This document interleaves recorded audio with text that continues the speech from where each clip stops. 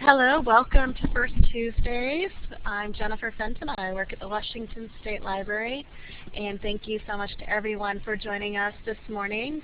We have people joining us from all over the United States today, which is really great. Iowa and Kansas, in addition to a lot of Washington residents. So welcome to everyone.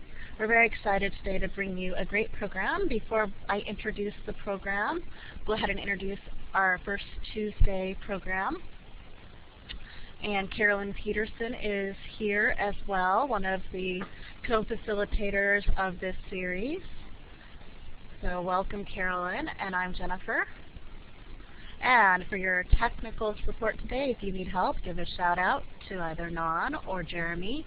And so you might want to jot down their phone numbers or emails in case you need to reach them and Illuminate is having difficulty.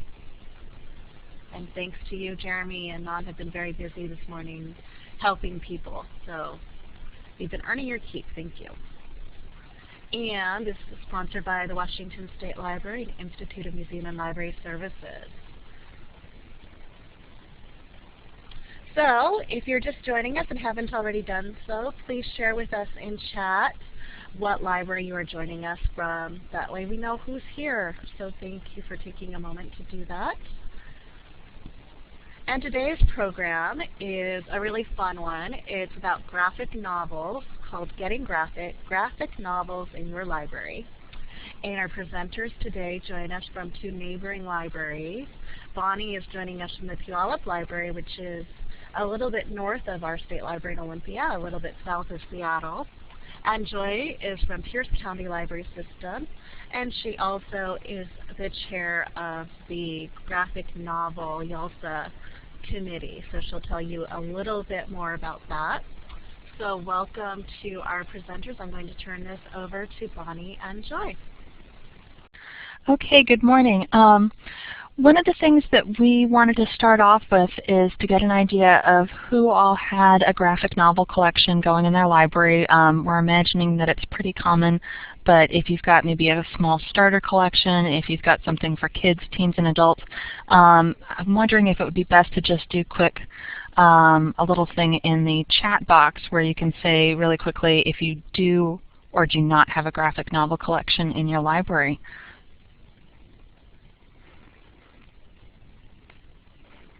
All right, check marks work too. You can do those.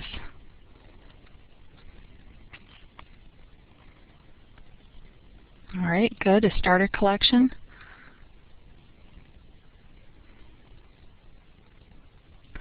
So what we're going to be covering today, since I'm seeing some people saying that they've got a starter collection, we're going to be talking about ways to grow your graphic novel collection. But for those of you who've already got a collection going, we're going to have some examples, some resources that you can use to start weeding that. I know that sometimes that's a struggle, especially since they're popular items. And we're going to be talking to you about ways that you can talk about graphic novels to your patrons, maybe to people who might be a little bit reluctant to pick one up, as well as some basic definitions so that you feel comfortable discussing them, amongst other things. And I think, let's see, we'll move on to our first one. What's in a name? So you'll hear people call them both graphic novels and comic books or comics. And there are a couple of definitions out there, and one of the things to just keep in mind with the definitions is there's no one hard or fast rule for talking about graphic novels. So Will Eisner was a very famous graphic novelist, artist, who died a few years ago. He's probably best known for his comic The Spirit, but he also was one of the first to really examine the art of graphic novels and try to define them. So he came up with the term sequential art. This is art panels that tell a story sequentially.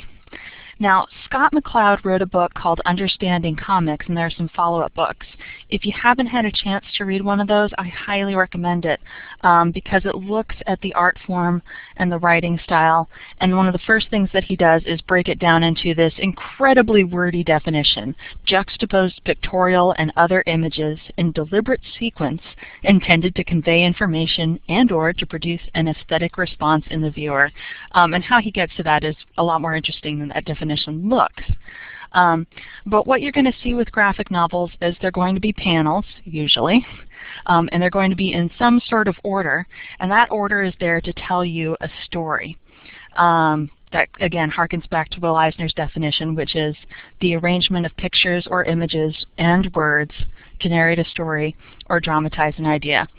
Of course, this will also include things like graphic novels that have no words. They'll just be pictures. Both of these definitions can absolutely work. So that's kind of the scholarly version of it. And now I'm going to turn it over to Joy to do our next slide. Okay, thanks, Bonnie. So let's move our slide forward. We may have lost the slide there. So I was about to talk about comic strips versus graphic novels, or comic books versus graphic novels. So one thing that's helpful to remember is that graphic novels are a format rather than a genre. And the terms that people use, like comic strips, comics, web comics, graphic novels, are often used to convey something about the length of them. So usually when we talk about graphic novels, we're talking about the novel length format. That can be something that was originally published, directly to a book format that was, a novel length. It could be a collection of shorter things that have been brought together in book form. So an example of that might be most of the manga volumes you see on your shelves are actually collections of chapters that were originally published in magazines in Japan.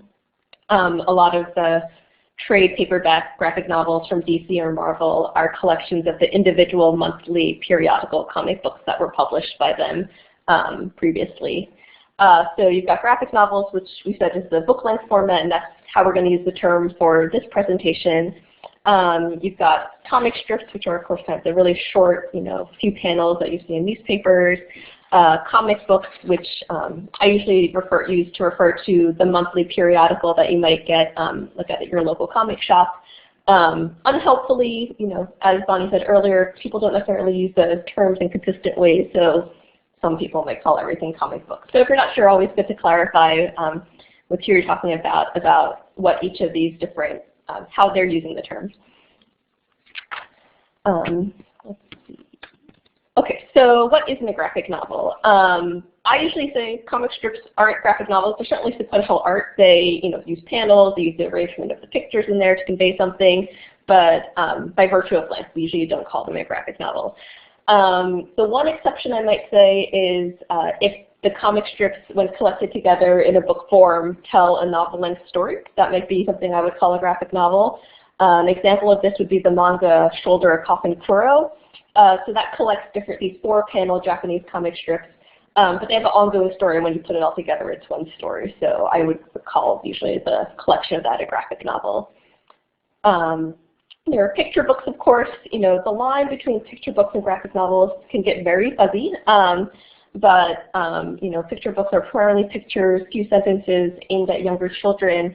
They're usually not using the art to tell the story in the same way. As I said, that line can get blurry, so don't stress too much about it, but good to think of as a related but not necessarily in the same category. And then, this really popular new category in publishing are these kind of hybrid books. So Diary of a Wimpy Kid would be an example. Maybe the Hugo Cabret books could fall into that category, something like Captain Underpants, where comics and pictures end up being a really important part of the story, but not necessarily as the entire way the story is being told. There's not really a widespread term for that. I call them hybrids. I've heard them called graphic novellas. It's good to know as for Reader's Advisory, people who like these hybrid books may like regular graphic novels or vice versa, but usually something I would consider a different category.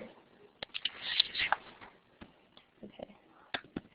So I mentioned that graphic novels are a format rather than a genre, and it's worth pointing that out again. I think a lot of the misconceptions people have about graphic novels is because they think they're a genre and they think they're all alike in content, which is just not true. Graphic novels come in lots of different genres.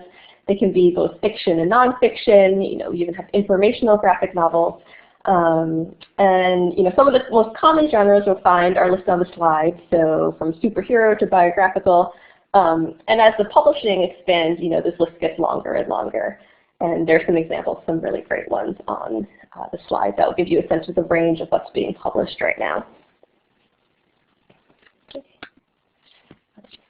Another thing to be aware of as you're collecting graphic novels and bringing them to your library is that comics are being published around the world. Many other countries have strong comics traditions. Some that you probably already have in your library collections or may want to build into your collection are manga, which are Japanese comics. There was a big manga boom earlier, about 5 years ago, so a lot of libraries started collecting them at that point. But it's still going on. Some characteristics of manga that you might want to be aware of is that most of them are published to read right to left, and that's of course because Japanese text reads in that direction. It used to be, when manga was first being published in the States, that they were being flipped. So the art was being mirror image so that a US reader could read it left to right. That trend has been reversed. Now the trend is for most manga to be published unflipped. There are exceptions. Some publishers still flip their art. I know some artists actually draw their art in both two versions of their art, one going left to right and one right to left, so that if their work gets published in another country, the people in that country can read them in the direction they so choose. So the example you'll see on the slide is a couple panels from Gate 7, which is the new manga from Clamp. Clamp is this artistic collective. It's 4 women who have drawn many stories together. This is their newest one available in the States. And if you look at the text bubbles, you'll see they only make sense if you read them right to left. Manga has a lot of categories, and these are some terms you may want to be aware of as you're doing collecting, so it gives you a sense of, maybe what age these might be appropriate for, and what the content could be like. So the first one up in your top corner is shoujo. That's manga intended primarily for girls. Many times it involves romance or drama.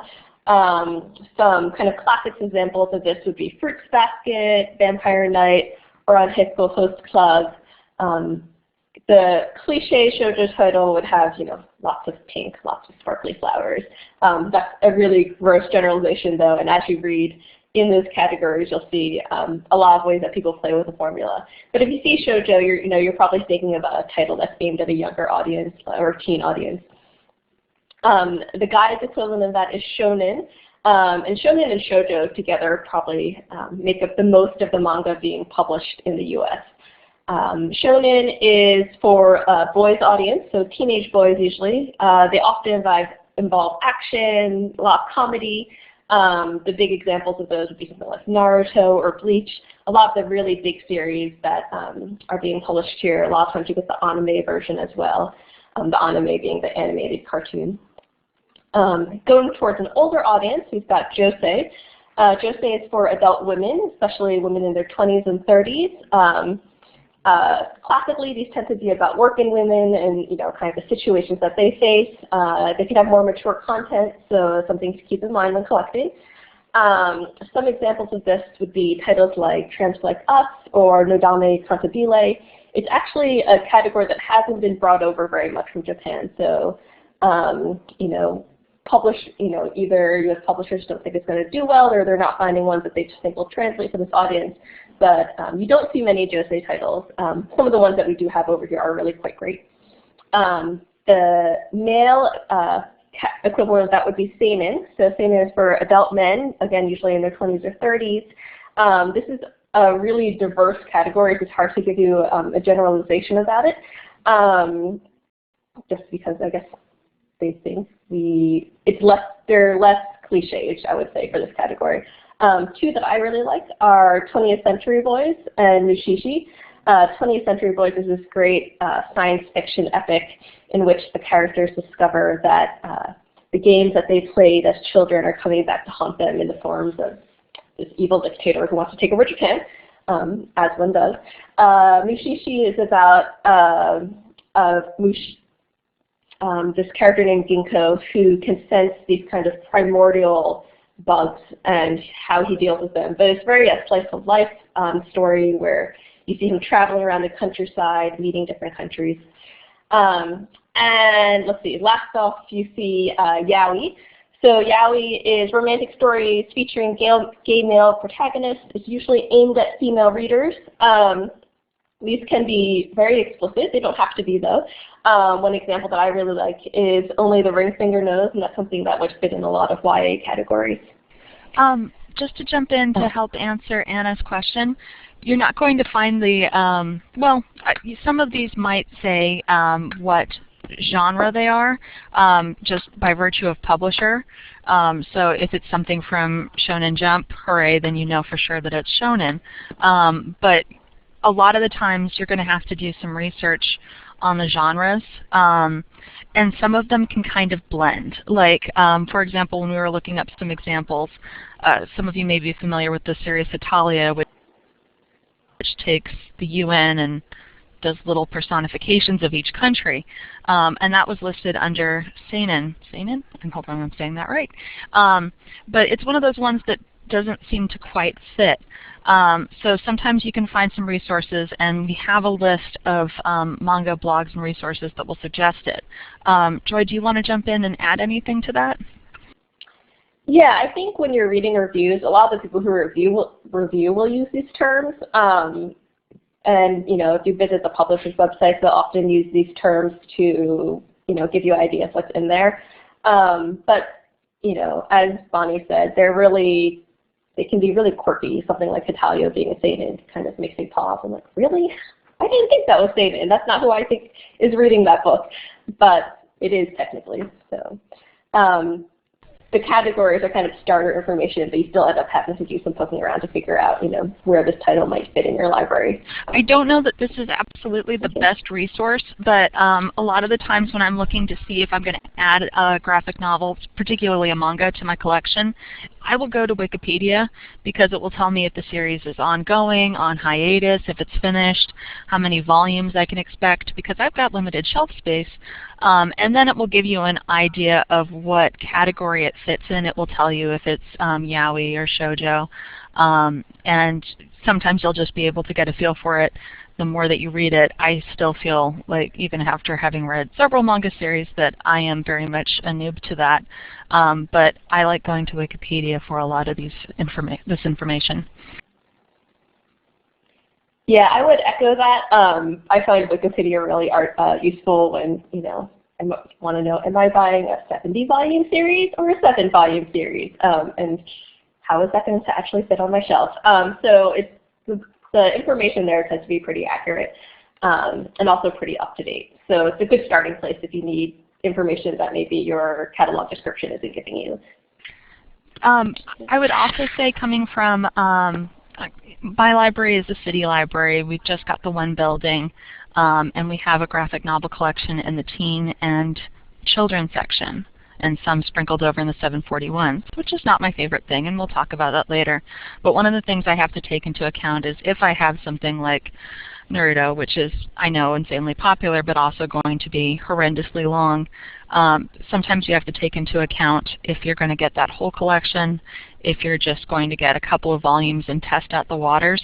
If you're in a situation where you're in a smaller library, you might want to just, if you're thinking about getting a collection and you don't have an idea yet if your patrons are going to be interested, maybe get the first 3 volumes, but look at what it is at the moment and then see what the interest is. We'll get to some more resources that you can use a little bit later to kind of feel that out, but I know that it can be a big financial commitment to say, I want to get this whole series. However, if that's the case and you can't get the whole series, I know that that's what I try to do. Maybe Joy has some more thoughts on that. Yeah, my thought as a reader, from how I used the library before I became a librarian was I would rather have more series in completion than many series in bits and pieces, which is just kind of frustrating. So especially when you're in a smaller system where you don't have the option of kind of spreading a large series out across several branches, that would be something I would keep in mind.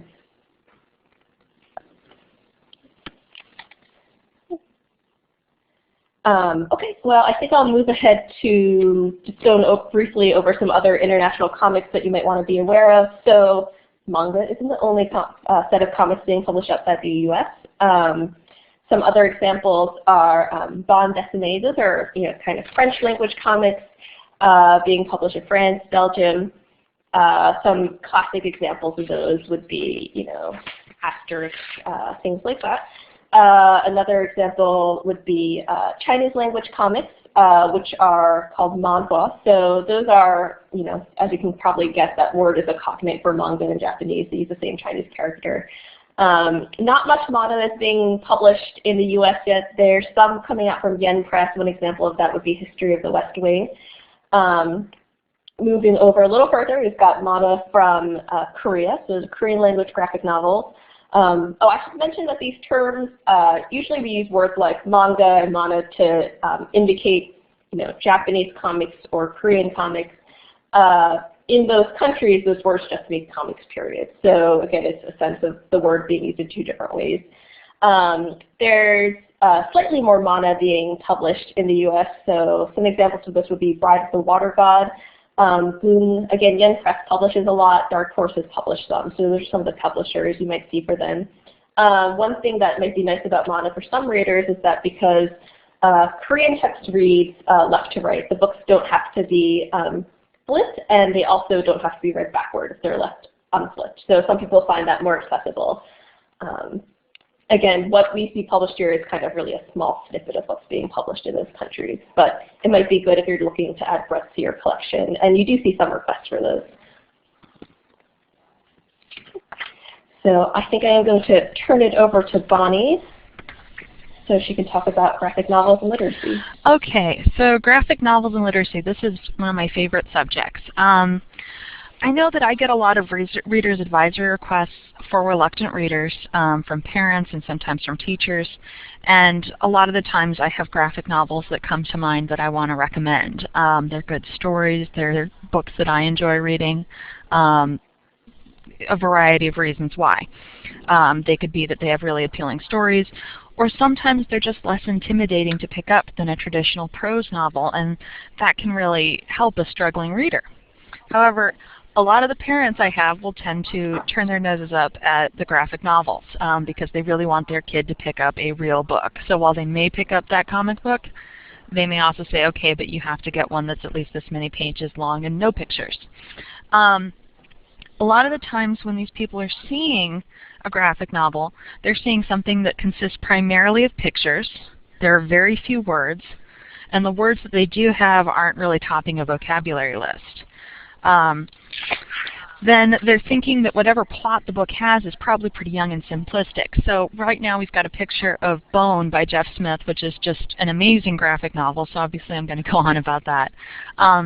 If you're familiar with the accelerated reader system, if you have kids and parents coming in and saying, I need an AR book and it has to be this many points in this level, something like Bone, which is about a 13-year story that is maybe best described as kind of a combination between Lord of the Rings and Looney Tunes. Those books are reading level between 2.2 and 2.9, and each book is worth about a total of 1 AR point. So if you were looking on it on those terms, this doesn't seem worth a lot of maybe elementary, junior high, even adult worth time reading. So maybe if you're lucky, these people will look at graphic novels and see them as a stepping stone up to true literature. However, I don't want you to be fooled by this perspective because it limits the use of graphic novels. There are ways that you can talk to people who might see them this way to show them that there's a lot of potential here in the book. So moving ahead, I borrow again from Bone. So this is an incredibly wordy definition, and I will not read it to you, but it's from Scholastic's pamphlet on using graphic novels with children and teens, and that's going to be in our list of resources. I highly recommend looking that over. It's a short read. It's got a list of some excellent graphic novels for different ages, but it talks a lot about the different educational uses that we can have and the literary qualities of graphic novels. They're going to contain the same literary devices that you can find in challenging prose books. They're going to have a lot of uses that a prose novel may not have, because it's able to give visual clues to readers who may be struggling with a language or maybe don't understand something like symbolism or different types of narrative structure. So they can be just as challenging as a prose book, but they may have some ways to be able to help those readers. So going back to Bone here, it's a story that mixes high fantasy humor and the hero's journey. And I'm wondering if people can just do a quick check mark if they've read Bone, and a little red X if they haven't. Maybe I'm preaching to the choir. Okay, so I'll just do a real quick summary because I'm seeing a lot of X's. Ooh, definitely get a chance to pick this book up. Quick summary is that you have three cousins, the Bone cousins, who are the little white guys that are featured in the panel, who have had to flee their hometown of Boneville and wander into a valley, a very lush valley that is suffering from a conflict. You have kind of backwards villagers, you have these giant ratsmen hiding in the wood, and there's this looming Lord of Locust figure. And you get this wonderful mix of kind of a goofy, funny story, slapstick humor, but a lot of high fantasy. You have a wonderful kick-ass female character by the name of Thorn. And the art style was very much influenced by Pogo by Walt Kelly. That's a newspaper comic strip that did a lot of political commentary, environmental commentary, but with cartoony looking characters. And then you'll see kind of like that Looney Tunes influence. And throughout, one of the main characters, Phone Bone, is very much in love with Moby Dick. And that is used throughout for symbolism as part of the story. There's just a lot of depth here. And it's just a really great example of some of the ways that you can use a graphic novel as difficult literature. Okay, so this is partly taken from Scott McCloud's Understanding Comics, and I want to talk a little bit about what our brain does when we read a graphic novel. So our brain is capable of looking at the images in this top row and recognizing that all of them are faces. So we've got a picture. I'm sorry, so is this book read from, oh, Bone is read from left to right. It was an American publication. Jeff Smith, I can't remember when he started writing it, but, and it's available in black and white and color. Scholastic reprinted them. I really recommend the color version. So the pictures that we've got here, we can all look at these pictures, and our brain is really capable of saying this photograph is recognizable, this kind of squiggly picture is recognizable, and hey, this circle with some hair and some more circles, we can all recognize these as faces. Which, if you think about it, it's a lot of work. It's a big stretch for our brain to be able to look at something and try and identify them all as kind of similar thing. We're also really human-centric. If you've seen the website Things with Faces, it's just basically us trying to figure out, hey, there's a face in that thing. But basically what Scott McCloud is trying to say in his book is we're able to look at a really rudimentary drawing of a person.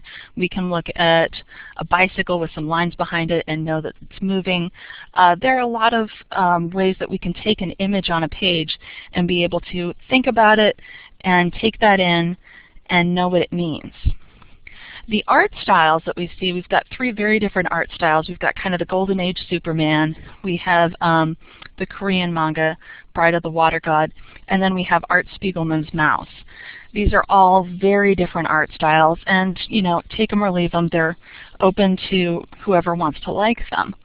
but we can all look at these and be able to see that we've got a man there, we've got a woman there, we've got mice as people there, and the artist, when they do a graphic novel, can decide how challenging they want to make the art style be. It can be something as simple as Superman, or it can be as elaborate and as heartfelt as something like Mouse is. So when we're looking at a graphic novel, we're taking in the visual information, we're taking in the art style, and we're taking that information and adding it to the story. We don't have someone spelling it out for us. We have to take that information and decide what we're going to do with it. Bonnie, can I chime in for a moment? Okay. One thing I was remembering is when I first started reading graphic novels, and my tendency was just to read all the speech bubbles and just read all the speech bubbles and turn the page. The more I read graphic novels, the more I've learned to slow down because there's so much other stuff going on the page. And that's part of kind of getting into the book. It's actually, for me, and oftentimes a slower reading process because you have to process all this visual information. You have to decode what's going on in the scene. You have to decode the art style. So that's something I sometimes have mentioned to parents or people who don't really are asking, like, so how do graphic novels work, to convey kind of the work that goes on behind the scenes as you read one of these books. One of the things I really love about a graphic novel is that, you know, I can take a novel and I can go back and discover moments that I may have missed, like, oh, I didn't know what that symbolism meant before, or I had no idea that they were hinting at this end when I first read it, but hey, I've now picked that up and I see what it means. With a graphic novel, there can be so many details and so much in the art that you can go back and maybe a picture that you looked at before has a totally different meaning, so that just another way that it can kind of mirror and sometimes surpass a traditional novel. So the other thing that we do when we're reading is we're part of the storytelling process. There's this wonderful white space called the gutters in a graphic novel. And there's obviously action that happens in that white space. But we're the ones who get to tell what happens because our author, our narrator isn't sitting there in between and saying, okay, when we're looking at Allie by Andy Renton, we know that Allie in that first panel is walking out to his little greenhouse and he is looking for his worm friend. And this is one of those wordless graphic novels, so you're never going to get someone actually writing out what happens. So you get to interpret. But in between that first panel and the second, something happens. So that's open to interpretation. It could be that Wormy there comes out from inside the plant and calls back to Owlie. It could be that he was always there and he just kind of calls out. And then we get another transition. He's now out of the pot and he's got a little scarf that Allie's wrapping around him. You're telling how that happens. The child who's reading this gets to tell how that happens. You get to make a lot of storytelling decisions. Now, with Allie, it's going to be kind of a simpler story, but say we move on to something like V for Vendetta by Alan Moore, who loves to make really complicated graphic novels. This one, we've got kind of closer to the end of the story. We have a detective exploring a subway. And he's trying to find our hero, our main character, V. And we have this song going on. That's our word bubble in the top several panels. And he discovers this dummy, stares aghast at it, and then we get V's perspective over his shoulder looking down at the detective. So we are able to tell the same story in between the panels. We get to see the motion exploring the subway. We get to see the change in perspective between the detective and the dummy, and then we get to see that other change in perspective to V. We also get to make use of our other senses. So here we've got a song playing, and we get to decide, what does that song sound like? What's the music quality? How long does it take him to walk down the subway? What does it sound like with his steps going down? Another great thing that we get to take advantage of in these graphic novels are the panel transitions. And think of that as another literary device. So when Scott McCloud is laying these out, he's talking about 6 different panel transitions, and these are things that you will see throughout graphic novels. There's moment to moment, where it's taking a single action portrayed in a series of moments. There's action to action, where you see a single subject and a series of actions. And I would say that these top 3 panels are actually action to action. We're seeing him walking down that subway. Though you could certainly take it as moment to moment. It's it's a series of moments with just one action. There's subject to subject, a series of changing subjects within a single scene. So we've got our 3 panels down at the bottom where we have the subject of the dummy. We change to his perspective where you've got the detective behind him, and then you have the subject of V, or basically V's cloak, looking down at the detective. You also have scene-to-scene transitions across significant distances of time or space, and aspect-to-aspect, transitions from one aspect of a place, idea, or mood to another. Aspect-to-aspect you don't typically see in American graphic novels. You see it a lot more in manga, where you're seeing different subjects' point of view of a particular scene. So maybe you see a tree looking down on a yard, you see someone hanging up laundry in the yard, and then you see maybe the perspective of the laundry looking out at the rest of the yard. And finally, there's non sequitur, meaning seemingly no connection between the panels. So we have a lot of literary devices that we can use in these graphic novels, and we have a lot of work that our brain is doing when we're interpreting this story. So these are things that you want to keep in mind when you're talking to people about the merit of reading a graphic novel. Our brain is doing a lot of work. We're interpreting symbols. We're learning new symbols that we can then recognize outside of the book. We're doing work in telling the story. We're seeing a lot of the same storytelling devices that we see in a prose novel. And then there are some additional ideas that kind of appeal more to the reluctant reader. So someone who may not be willing to pick up the Odyssey, the giant, thick version, may be willing to pick up the Odyssey by, oh my goodness, I don't have the author, Garth. Oh, I cannot remember his name. This is actually a relatively new graphic novel that's actually pretty true to the actual Odyssey. And you see more and more rewrites of classical books in graphic novel format. Sometimes they're hit or miss, but they might be a good way to introduce someone to that story and then get them to maybe pick up, Romeo and Juliet after they read, thank you, Gareth Hines. Now, graphic novels are also going to be popular with boys, and they're hard to reach readers. I know for me that they are. So they may be more willing to pick up a comic book than they do a longer prose novel. They also can really help improve reading development for people who are struggling with learning a language or just comprehending a particular subject. We're seeing a lot of nonfiction graphic novels come out in the past several years. And they could be the manga guides to the universe, or physics, or calculus, or chemistry, or something like the Stuff of Life that are going to cover a subject that maybe is not so appealing to read through a prose novel. But also to people who may not understand the language, when they get to see it in action because of those pictures, it's something that's going to be easier to pick up and for them to understand. Okay, so now that Bonnie has told you why graphic novels are so great, we'll talk about how to make your collection bigger, or maybe some of the things you might want to be thinking about if you already have a well-established collection as you go forward. So some commonly asked questions are, actually let's do a little poll. How many of your libraries have separate collections for all 3 of these groups, kids, teens, and adults? Green check for yes, X for no.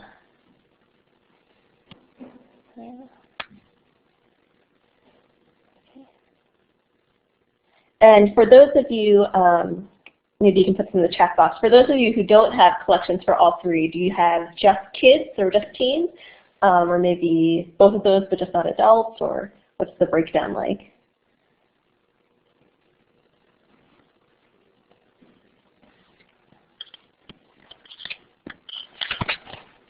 So 1 kids only. Kids and YA. So yes, okay. So some of it might be, if you're at a school library, you might only have kids because your school only serves that group. But overall, I would say, if you're in a library, like a public library where you're serving the full range of ages, you may want to think about getting separate collections for all three. And I would say that's, an ideal situation depending on budget and space and all these things that are, specific to your libraries that may not be possible. But some reasons I think that's really valuable is, for the same reason that we separate out fiction for all three of these ages, separating out your graphic novel collection improves access and browsability and helps users find the material that's going to interest them. One thing to keep in mind is that I know a lot of people worry particularly about challenges with graphic novels, possibly because people tend to react more to visual depictions of things rather than text descriptions. And having separate collections is a really good defense in that situation. If you have a more mature graphic novel that you want to collect because it has some literary value, it's going to be popular, but it's not something you want to necessarily put in the hands of a 7-year-old. Having an adult graphic novel collection where the correct audience for that book can find it is really helpful. Once you've started buying graphic novel collections, your next decision will be how do you have to catalog them, or how would you like to catalog them? Let's do another poll. How many of you still have graphic novels in the 741s?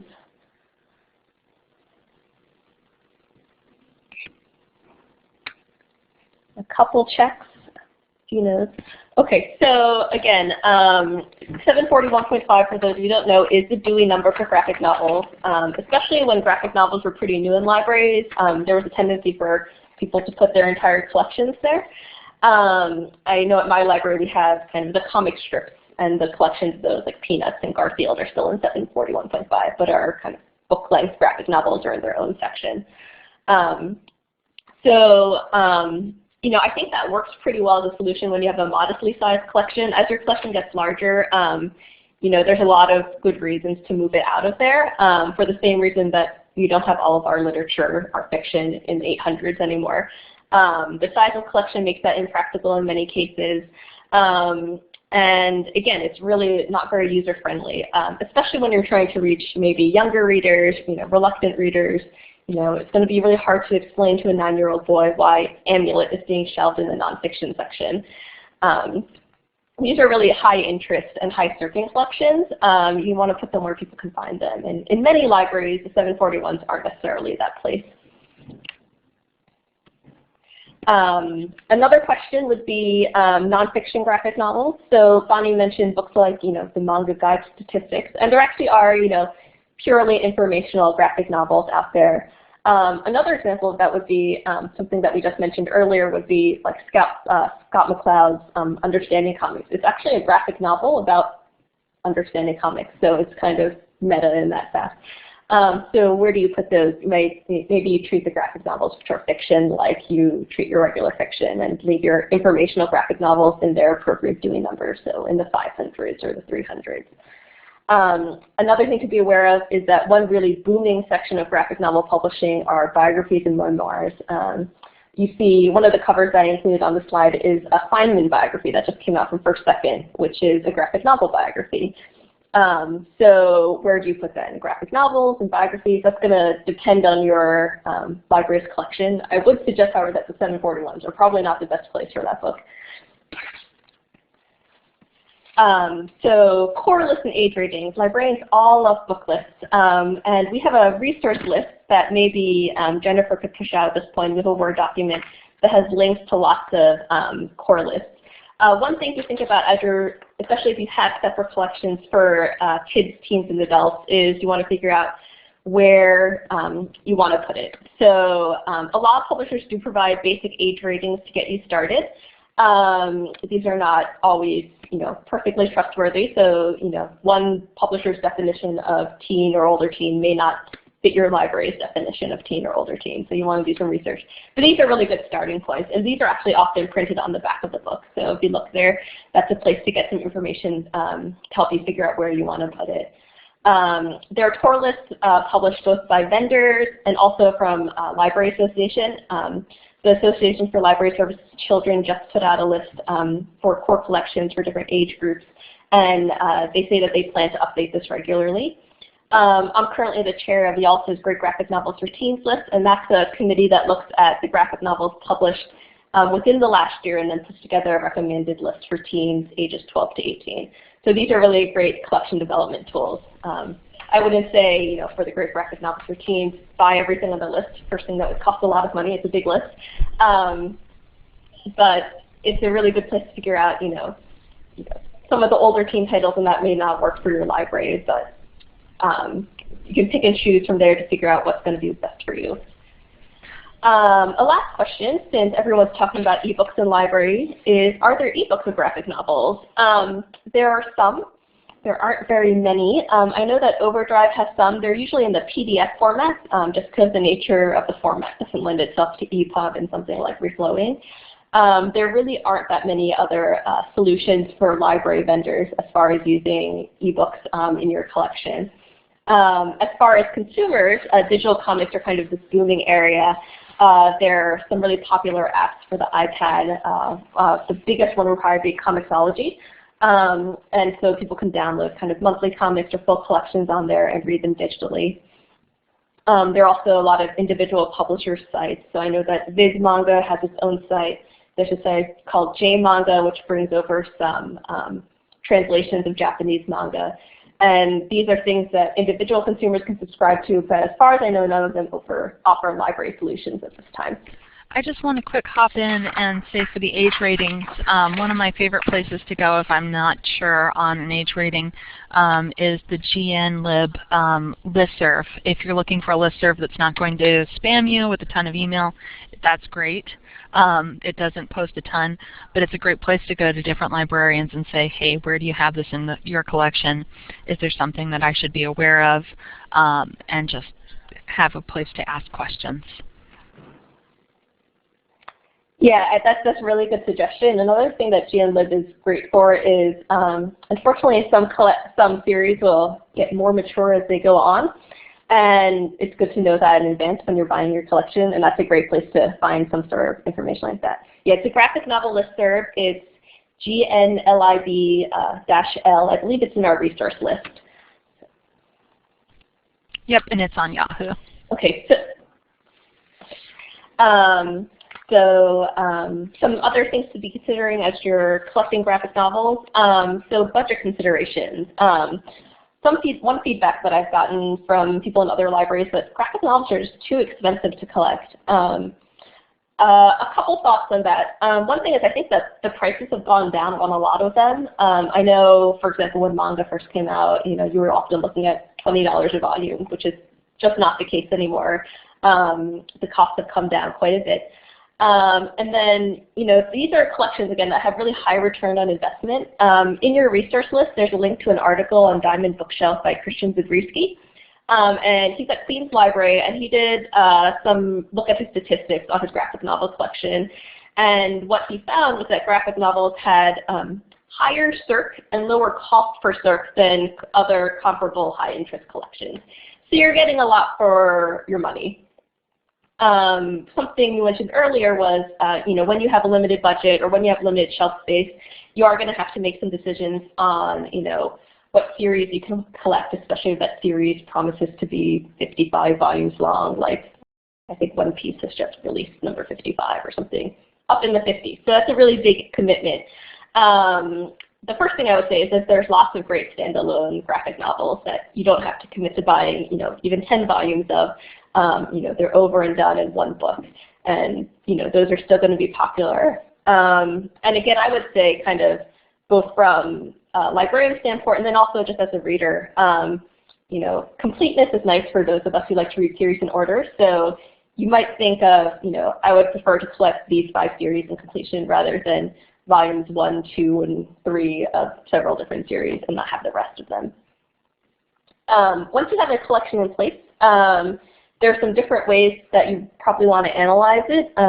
Not all ILSs, unfortunately, are great at giving us the statistics we want, especially for series. But if you look at some of the circulation statistics, you probably can look at statistics for individual volumes and for series as a whole. Also in your resource list, there's a link to a school library journal article by Robin Brenner, who's at Brookline Public Library, also really well known for running the website No Flying, No Tights.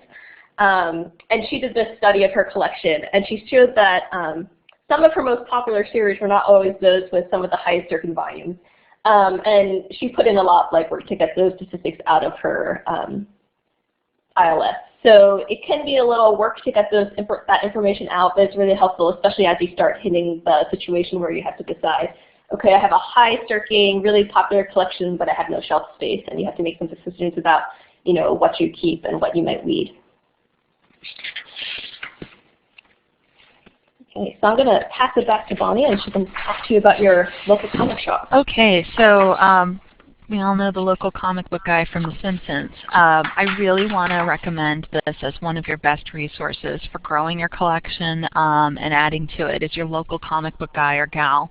I've got pictured my local comic book girl in the pink hair. So many stores out there can offer you both a discount and a lot of wonderful advice. If you go to your local comic book shop, there's a chance they can give you a discount that's going to be comparable to a traditional library vendor. So 20 to 45% off. However, there's a lot of factors that say what sort of percent they might give you off, and that can be if the store is doing well, if it's a large store, customer base is good, how well they know you. Don't walk in necessarily expecting that they're going to give you half off of these books, especially if you haven't formed a relationship yet. But I really would encourage you to form a relationship, and I've actually got some suggestions from her and some of the other comic book stores about ways to do that. This is also a great place to ask for recommendations for what to add to your collection. So while I go in with my list and say, I know this is what I want to add, I always ask, what's new? What do you what are you seeing that's popular? What recommendations can you make? One of the things up front that she knows is what sort of budget I have for the year, whether it's going to be absolutely nothing or I've got, a couple hundred to spend or more. Also, who uses my collection. So she knows that I'm the teen librarian and that I'm going to be primarily serving junior high and high school kids. But to my children's librarian, she's going to have specifics for her. And what sort of setting are you in? Are you going to be in a school where you need to be worried about the visual content, the language? Or are you going to be in a public where maybe that might be a little bit more lenient? Now, if you were to come into your comic book shop, these are some of the things that you want to do. So she advises, be polite. So bring your business card, introduce yourself, get to know them, and give them an idea of what you're bringing to the table. You also want to call or email ahead. If you get to a point where you can just drop by and surprise them, that's great. But for the first few times, let them know that you're coming in. Some stores are a little reluctant to sell you right off of the shelf. They've got a problem with inventory. They want to be able to make sure that's there for their customers.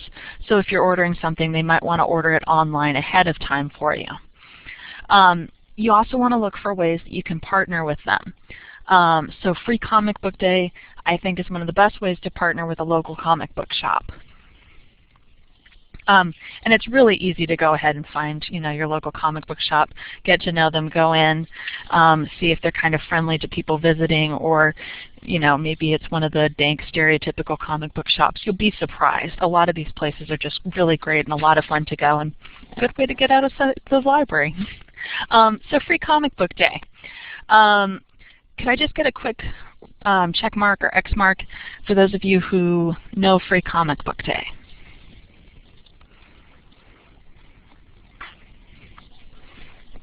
All right, so I'm seeing a mix.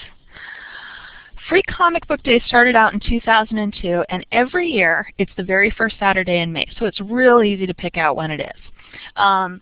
And what happens is comic book shops and libraries around the world, mostly in the United States, Northern America, use this day to give away free comic books. And we're talking the little individual paperback comics, typically even shorter than a traditional comic book.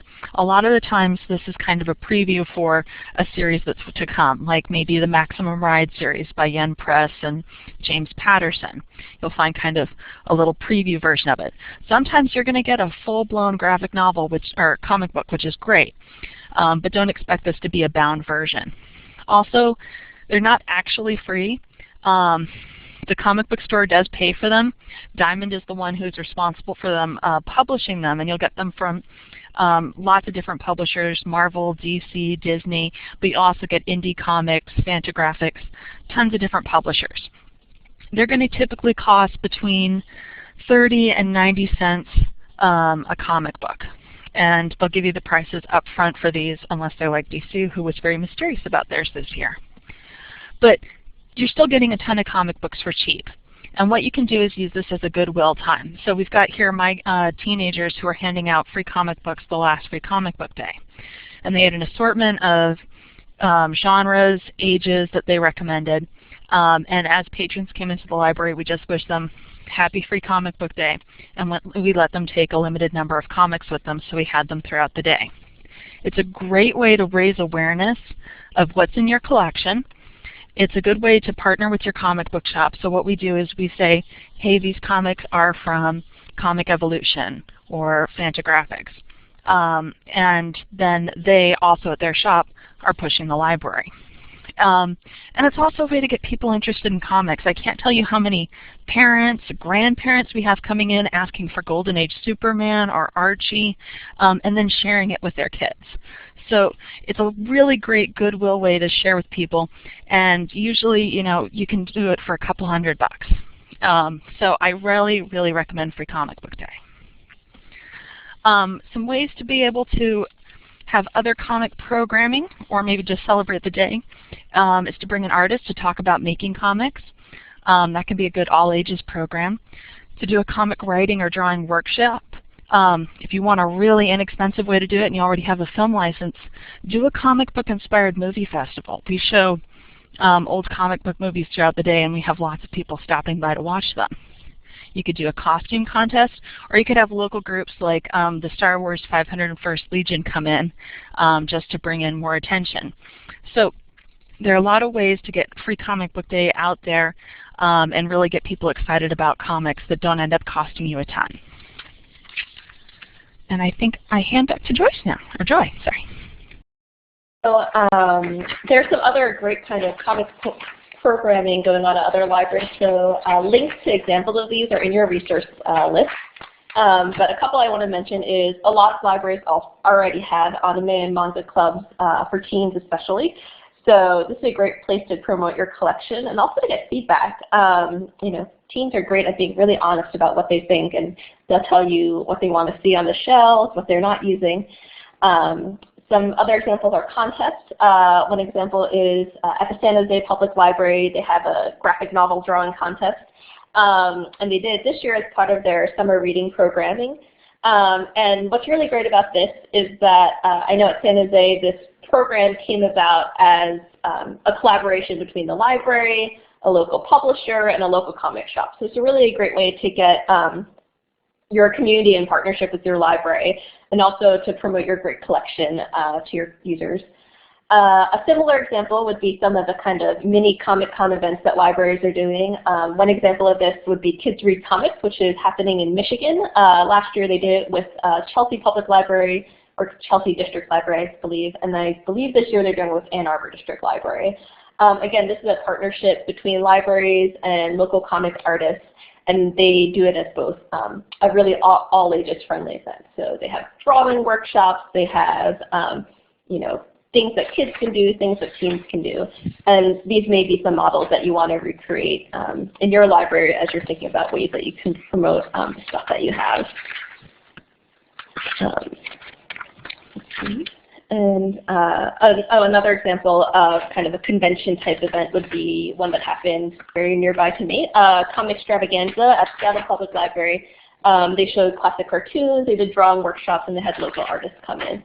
Obviously not all of us necessarily have great comics publishers or artists in the area, but you might be surprised, especially this is another case where getting to know your local comic shop is great because they can tell you about who might be in the area, who might be willing to, or interested in partnering with you.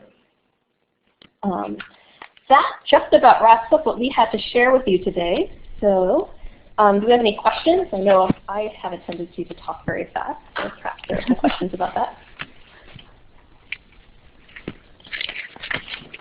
I would say also, if you're fortunate enough to have a comic convention in your area, in Seattle we have Emerald City Comic-Con. In San Diego they've got a huge Comic-Con. Go to those. You'll find, there'll be big name stuff there, but you'll also find a lot of indie work. You'll find artists who are struggling and want to get out there. And it's a chance to get to know what's popular, but also make a few connections that you can then use for library programming.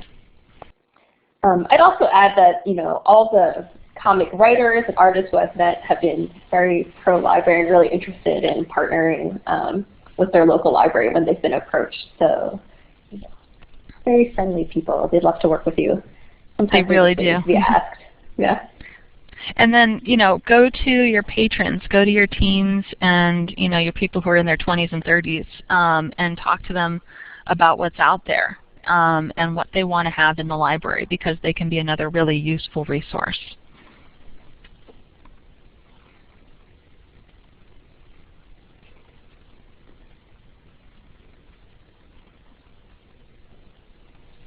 Thank you so much.